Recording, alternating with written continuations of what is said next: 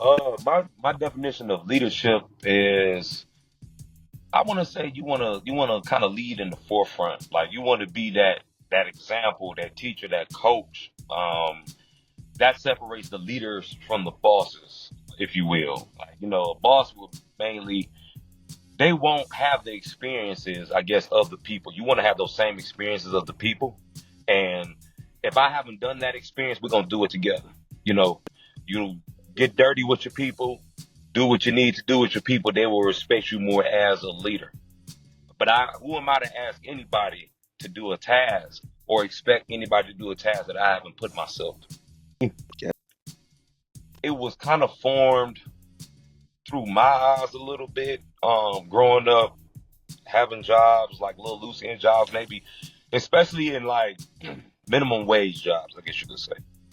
You see that a lot.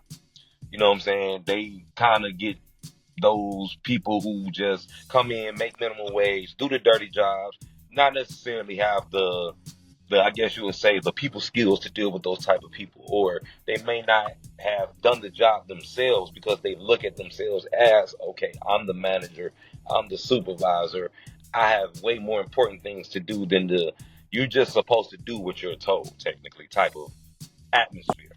But um I told myself if I ever started, into management or into if I was getting my own business started, being a leader, being a manager, I don't even like to use the word manager supervisor, but being a leader, a coach, a role model, any of that type of stuff, you would want to engage the people and you would want the people to engage you. It has transformed for me, um, maybe knowledge wise, learning uh, what scenarios to deal with, how to deal with them, different walks of life, different people, different cultures. Um, everybody is. I feel like trying to think what I want to look for is is the biggest part is probably the learning for me. Hmm. Um, I feel like I already had decent or fair leadership skills. Um, when I got into my first leadership role, I think I was about maybe 19 years old. As getting a promotion at my first, like one of my first jobs as a young man stepping into the world, and it was something I was kind of naturally good at, even though it's always something that you can learn. It's always something that you can add to your repertoire, something that you can pat down. I'm not where I want to be. I think in leadership, I don't know where leadership is going to take me, but I feel like I'm not where I want to be 100%.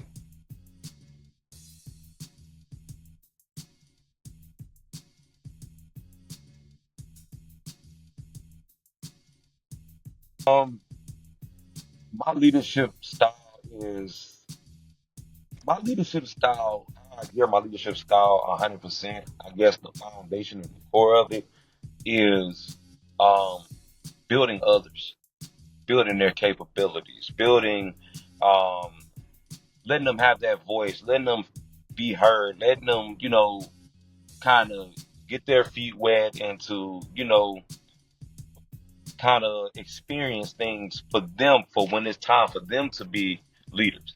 I mean, we can all say we're all leaders and all, like I said, I don't like to use the word managers, bosses, whatever the case may be, but we still have to develop, take people in, because I mean the chain, the line doesn't stop there.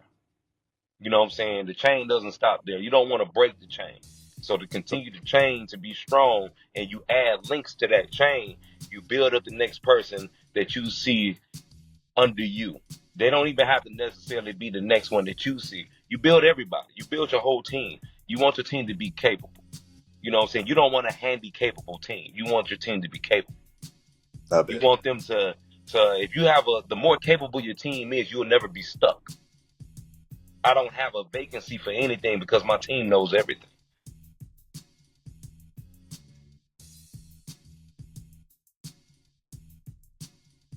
Stands out to me the most. I don't want to say the one that stands out to me the most. I want to say is critical thinking. You kind of have to be a good critical thinker, because there are going to be decisions that are hard to make. There's going to be decisions that are easier to make. But making no decision at all is what you don't want to do. Of course. So I feel like critical thinking, to me, critical thinking will be my number one definition of a leader. That should be his number one trait, I feel like.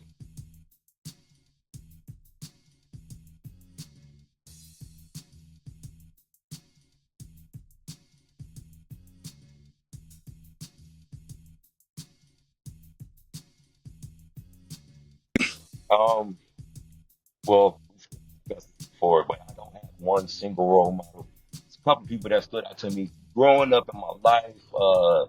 I've done a lot of history on Marcus Garvey.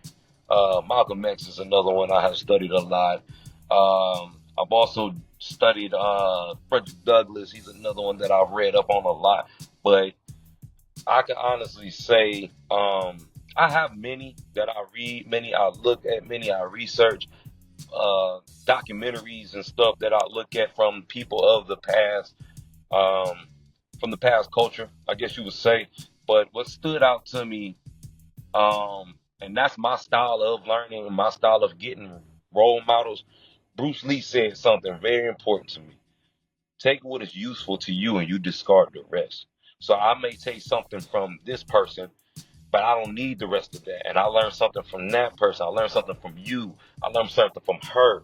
I learned something from my father, my mother, my brother, my sister. Even children can teach us something.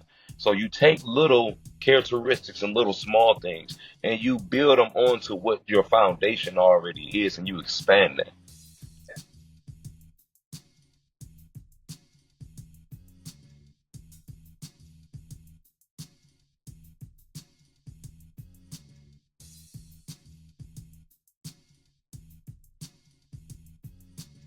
Joy.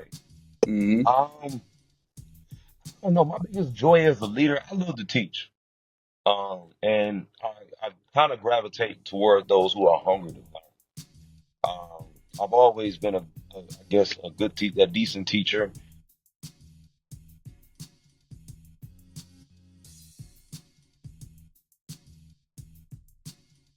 Challenges as a leader, I think, is pretty much um, when you lead. I look at it this way: when you lead people of all walks of life. Some people may be close to you, some people may be your friends and your family, and you got to kind of have that unbiased consciousness when you're doing that, when you're being a leader. And even though these people might be your friends, family, or whatever the case may be, to be a good leader is like you don't want to let that compromise what your vision is for the future, or what you see ahead for your business, for the company you work for any of that. So I will probably say the hardest thing about being a leader is the unbiased consciousness of the leadership itself. Now, how are you setting out to try to overcome that for yourself, with you recognizing it? Um, it's a fine balance. It's a fine line. It's a fine balance, because you don't want to. I guess you would say meditate on it too much and like direct, because like you can be you can have that unconscious bias, but then you run the risk of trying to fix it so much to the point that you may be harder on your family or harder on your friends and your loved ones than you are your regular people. And that's still a type of unconscious bias, whether people know it or not, because now you're trying to show and you're trying to deflect your weaknesses through that and say, hey, you might be my brother, my sister, my cousin, my pops, my mother, my friend, but you're pressing them harder than you would the next. The easiest way for me, because I have had family members work for me, um, pretty much is you just the kindness and the respect that you give to your family members. The easiest way to do it is to transfer it to those people who you don't know. And once you give them that kindness and respect, rather than trying to fit the people that you love into the category of the people that you don't know, put the people you don't know into the category of the people that you love. And that's the best way that I've been able to actually kind of fix that issue. I love it, man.